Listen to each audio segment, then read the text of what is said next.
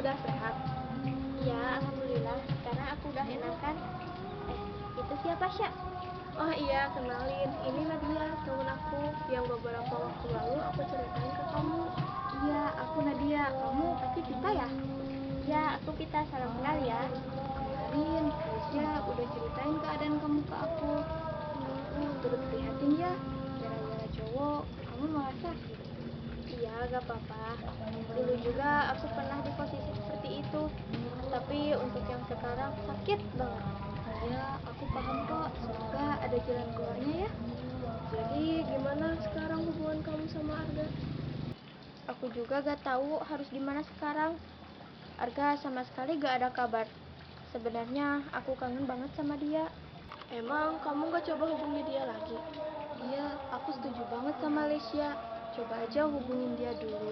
Siapa tahu kamu cuma salah paham. Ya udah, aku nanti coba deh.